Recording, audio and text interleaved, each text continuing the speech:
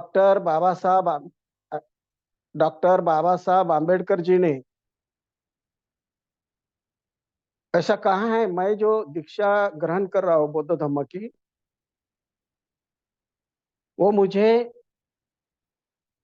पूर्णत्व की अवस्था प्राप्त करना है,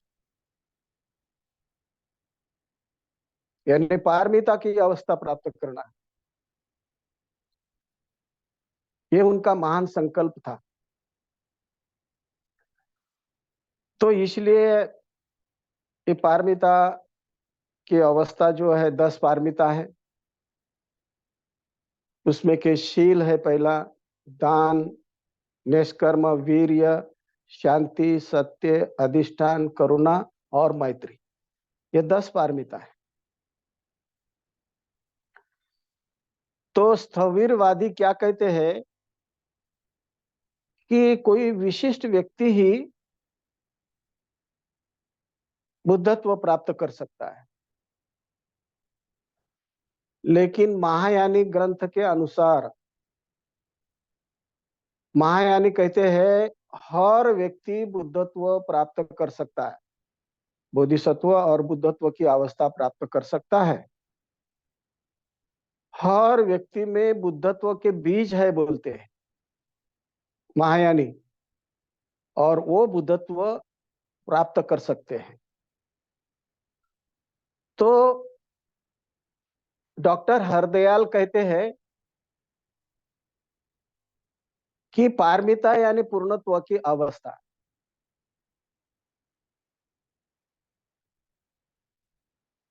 लेकिन तिबेटन बौद्ध ग्रंथ में कहा है पारमिता यानी दूसरे किनारे को पहुंचना, यानी ये जो दो किनारे हैं, संसार और निर्वाण। संसार ये किनारा है और दूसरा निर्वाण। तो पारमिता से अपन निर्वाण की अवस्था प्राप्त कर सकते हैं। जो संसार में लोभ है, द्वेष है, मोह है, संस्कारिक अस्तित्व है संसार में, लेकिन निर्वाण में अलोभ है, अद्वेष है, अमोह है, उसको निर्वाण कहते हैं। और पारमिता से अपन निर्वाण की ओर, बुद्धत्व की ओर बढ़ सकते हैं। तो इसके लिए अपने ख्याल में आ सकता है कि ये पारमिता कितनी महानतम है। का बहुत ही गहराई से, अपना हृदय से उस पारमिता की ओर गंभीरता से देखना है। तो अभी अभी हमने भाजा में एक शिविर करके आए हैं, 9 से 15 तारीख, 15 मार्च तक, यानी लोकोत्तर के प्रतिबिंब का प्रतिबिंब, लोकोत्तर अवस्था अवस्था के प्रतिबिंब। तो लोकोत्तर अवस्था कैसा अपन प्राप्त कर सकते हैं, इसके बारे में सराव किया है, रत्नशील जी ने हम पढ़ाया है वहां पर।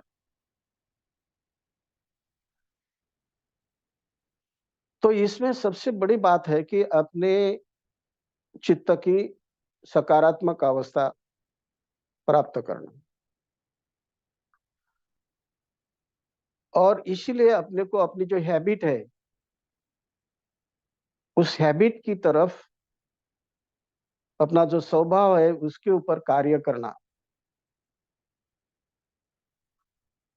स्वभाव अपने को एक तो विध्वंसक की तरफ लेके जाता है, या दूसरा निर्वाण की तरफ लेके जाता है।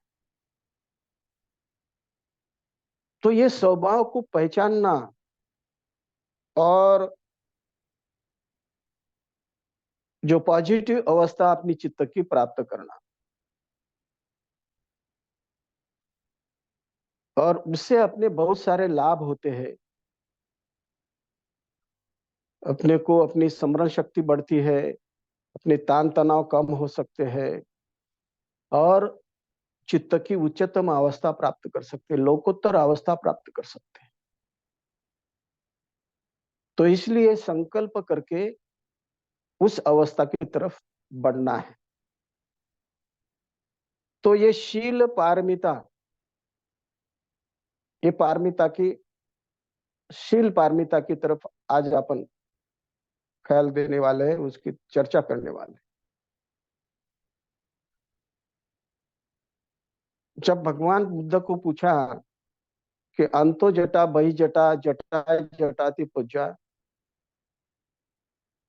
कि हम विजयति जटति, ये इतनी जट है अंदर, शरीर के अंदर है बाहर है, ये जट को हम कैसे निर्मूलन कर सकते हैं? तो भगवान बुद्ध कहते हैं, शिलेन पटिताय नरो पयाच भावय्य अतापि निपको भिक्खु सोई हम विजयति जटति।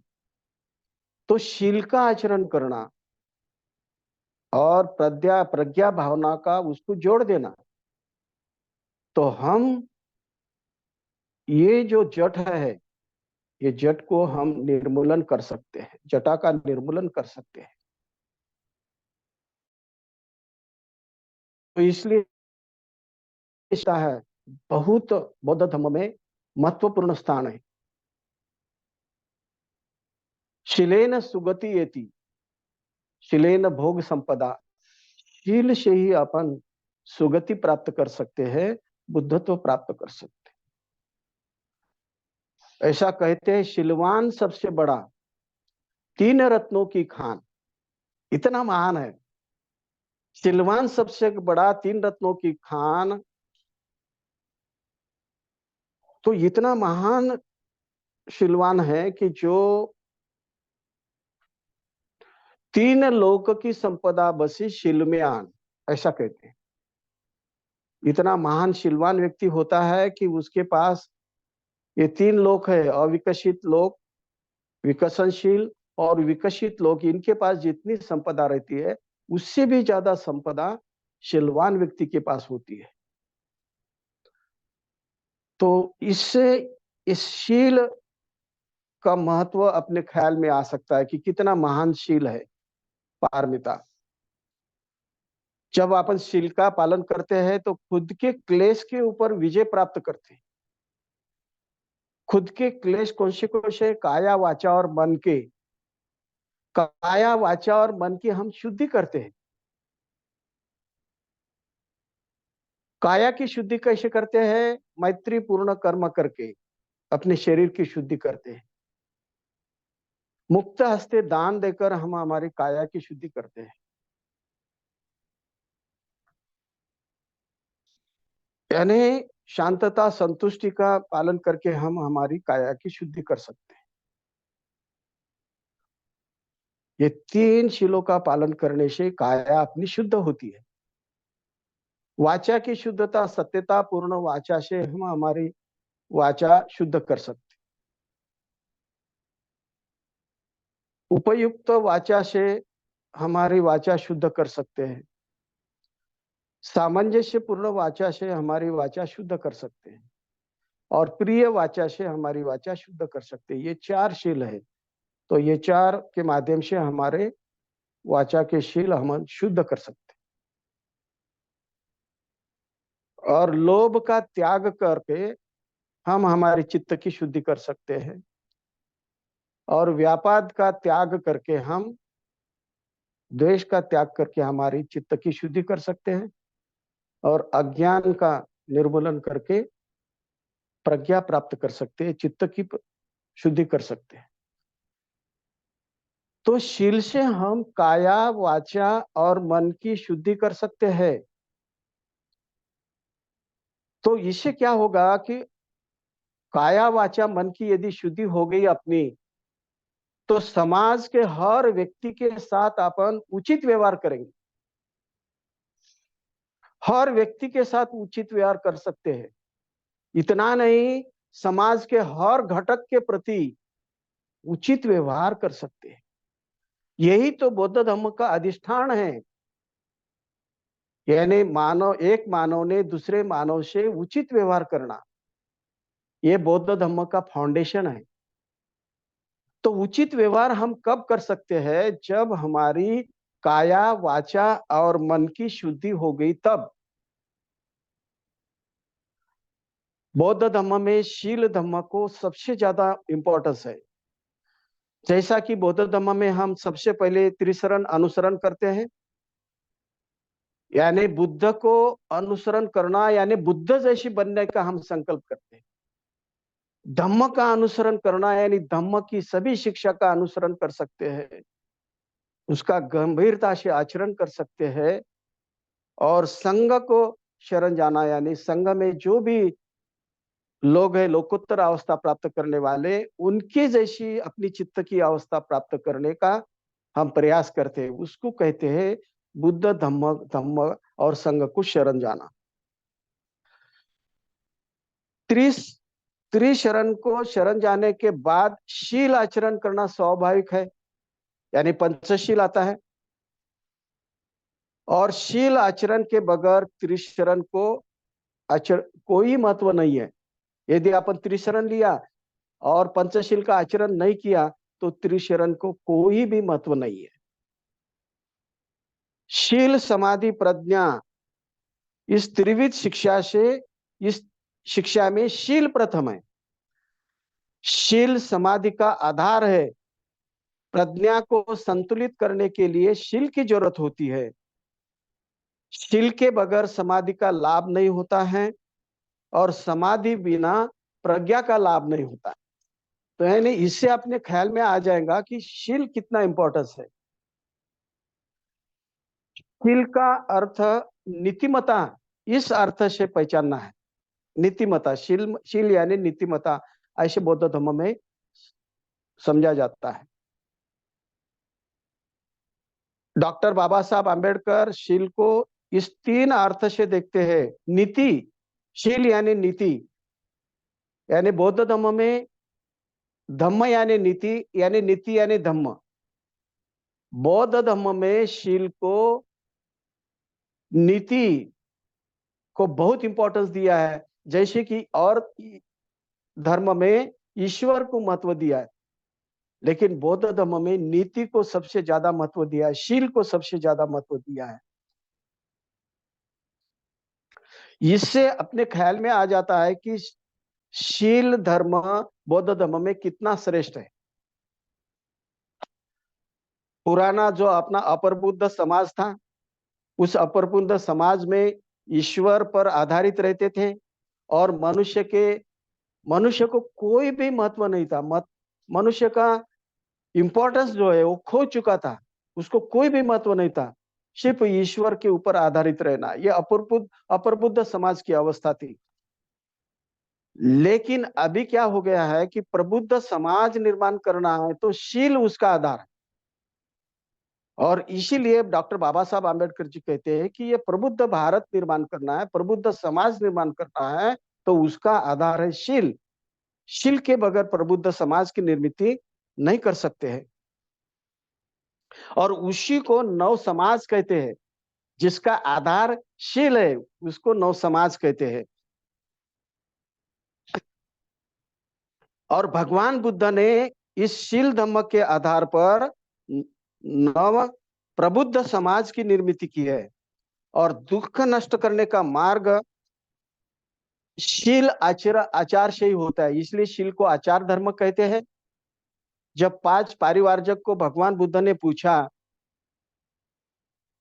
भगवान बुद्ध जब 5 पारिवारजक को मिले, तो भगवान बुद्ध का अस्तित्व, यानी दुख का अस्तित्व मान्य करना और दुख का निर्मूलन करना, यह धम्म का पाया है। तो अपना धम्म दुख कैसे निर्मूलन करता है, ये 5 पारिवारजक ने भगवान बुद्ध को पूछा। तो भगवान बुद्ध ने कहा पावित्र्य का मार्ग का आचरण करना है, सदाचरण के मार्ग का आचरण करना है, और पारमिता का मार्ग का आचरण करना है, यानी शील मार्ग का, यानी पारमिता का मार्ग का आचरण करना है। और इसके वजह से अपन जीवन में दुख है उसका निर्मूलन कर सकते हैं। ये दुख निर्माण करने के ये 3 कारण हैं। जीवन में दुख निर्माण क्यों होता है? उसका पहला कारण है आध्यात्मिक कारण, दूसरा है आदि भौतिक कारण, और तीसरा है आदि दैविक कारण। आध्यात्मिक कारण यानी वैयक्तिक कारण। वैयक्तिक कारण यानी जब पंचशील का आचरण नहीं किया तो वैयक्तिक जीवन में दुख निर्माण होता है, और वैयक्तिक जीवन में दुख नहीं चाहिए तो पंचशील का आचरण करना चाहिए। दूसरा है आदि भौतिक। आदि भौतिक के वजह से दुख आते हैं, उसको सामुदायिक दुख कहते हैं। विषम बर्ताव करने से या अन्याय से अपने जीवन में दुख आता है, जैसा कि अस्पृश्य को होने वाले सामाजिक दुख या आदि भौतिक दुख है। और इस आदि भौतिक दुख का निर्मूलन अष्टांगिक मार्ग का पालन करने से निर्मूलन हो सकता है। और तीसरा है आदि दैविक दुख, यानी नैसर्गिक, जैसे है रेलवे है अपघात है, विमान का अपघात, मोटार अपघात, वादळ है, महापुर है, उसके वजह से निर्माण होने वाले दुख, उसको आदि दैविक दुख कहते हैं। लेकिन जब पारमिता का आचरण अपन करते हैं तो ये आदि दैविक दुख निर्मूलन हो सकते हैं। पारमिता, ये 10 पारमिता का आचरण करना उसके लिए बहुत इंपॉर्टेंट होते हैं। सभी प्रकार के दुख का उपाय शील पारमिता है। खुद के खुद की वैयक्तिक परिशुद्धि होने के बाद विश्व की सभी विश्व की अपन तरफ अपन ख्याल देते हैं, और विश्व को धम्म राज्य निर्माण करना है। डॉक्टर बाबा साहब आम्बेडकर कहते हैं धम्म राज्य निर्मित करना है भारत देश में, यानी समूचे जगत में। यानी समता, स्वातंत्र्य, बंधुत्व के आधार पर धम्म राज्य निर्माण करना है, और उसका पाया क्या होगा? शील होगा। शील के आधार पर ही धम्म राज्य की स्थापना अपन कर सकते हैं। और इसीलिए डॉक्टर बाबा साहब आम्बेडकर जी ने 22 प्रतिज्ञा में पंचशील दिया है, आर्य अष्टांगिक मार्ग दिया है, और 10 पारमिता का समावेश किया है। यानी डॉक्टर बाबा साहब आम्बेडकर जी कहते हैं शील यानी नीतिमत्ता, यानी अकुशल बाबी करना नहीं है, और कुशल बाबी की तरफ अपने चित्त का कल रहना है। अपराध करने की लज्जा लगते हैं, और उसको अपन शील पारमिता कहते हैं। डॉक्टर बाबा साहब आम्बेडकर जी के जीवन का अधिष्ठान शील पारमिता था, और इसीलिए वो प्रज्ञा के उच्चतम शिखर तक पहुंच सके। और चारित्र्य, ये उनका बल था, ये प्राप्त किया था उन्होंने। डॉक्टर बाबा साहब आम्बेडकर जी कहते हैं मेरे चारित्र्य की तरफ अंगुली उठाने वाला और कोई जन्म जन्म को आया नहीं है। और इतना उनके चारित्र्य के बारे में अभिमान था, क्योंकि वो शील का गंभीरता से आचरण करते थे। डॉक्टर बाबा साहब आम्बेडकर जी कहते हैं ये शील मेरा तीसरा दैवत है। और शील को इसलिए बहुत ही महत्व डॉक्टर बाबा साहब आम्बेडकर जी कहते हैं। जब डॉक्टर बाबा साहब आम्बेडकर जी विलायत को शिक्षण को गए थे, और वहां पर भी उन्होंने कभी भी मध्य प्राशन नहीं किया, मध्य को स्पर्श भी नहीं किया। बाबा साहब जी को सिर्फ किताबें और कपड़ा बहुत प्रिय था।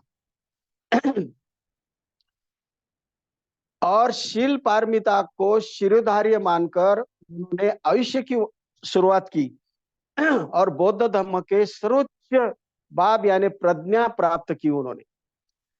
शील यह आचार धर्म है और प्रज्ञा विचार धर्म है, और इसीलिए शील के बगैर प्रज्ञा भयकारक है। और प्रज्ञा यहाँ व्यक्ति व्यक्ति के हाथ में दुधारी तलवार के जैसी होती है। यदि शीलवान व्यक्ति होता है, उस शील से क्या होता है? दूसरे व्यक्ति के शील का रक्षण, दूसरे व्यक्ति के जीवन का रक्षण करता है। और शील रहित व्यक्ति यदि होता है, उस तलवार से क्या करता है? दूसरे की हत्या कर सकता है। इसीलिए शील और प्रज्ञा, ये दोनों बातें होना बहुत इंपॉर्टेंस होती है। शील समान जगत में दूसरी कोई सी भी बात श्रेष्ठ नहीं है। शील जीवन का आरंभ है और शील जीवन का अंतिम है। सभी कल्याण का आधार स्तंभ सिर्फ शील है। डॉक्टर बाबा साहब उच्च विद्या विभूषित थे, और शिक्षा को क्या कहते थे डॉक्टर बाबा साहब? यानी टाइग्रेस मिल्क कहते, यानी वागिन का दूध कहते थे। और जगत के 6 विद्वान में डॉक्टर बाबा साहब आम्बेडकर जी को महान विद्वान समझते हैं। इतना ये जो प्राप्ति कर सके वो शील के आधार पर ही कर सके हैं। शील के बारे में ऐसा कहते हैं, शीलगंध समो गंधो कुतो नाम भविष्यति, यानी शील यानी इतना महान है कि शील रूपी अलंकार ये स्वर्ण आदि अलंकार से भी श्रेष्ठ है। और इसलिए कहते हैं अपमादो अयगंधो याये तगर चंदनी योच शिलवंत गंधो वाति देवोसु उत्तमो, यानी तगर या चंदन का जो सुगंध है अल्पमात्र है, और शिलवंत का सुगंध जो है, शिलवान व्यक्ति का सुगंध देव देवता तक पहुंचने वाला श्रेष्ठ सुगंध होता है। तो ये जो गाथा है भगवान बुद्ध ने राजगृह में वेणुवन में विहरते वक्त भगवान बुद्ध ने ये गाथा मास्तवीर महाकश्यप के बारे में ये गाथा व्यक्त की है। तो एक बार महास्तवीर महाकश्यप ने 1 सप्ताह गहरे ध्यान साधना की, और गहरे ध्यान साधना समापन के बाद 7 दिन के बाद तो वो बाहर भिक्षाटन के लिए जा रहे थे। तो ऐसा कहते हैं गहरे ध्यान साधना से जब कोई भिक्षाटन को जाता है और उस भिक्षा पहला जो व्यक्ति उनको दान देता है उसको महान ऐसे जीवन में उपलब्धि प्राप्ति होती है, महानतम। तो ये महाकश्यप जी जा रहे थे राजगृह में, तो उस वक्त इंद्रदेव के पास उनकी परिया वो वहां पर दान लेके खड़ी थी रास्ते में।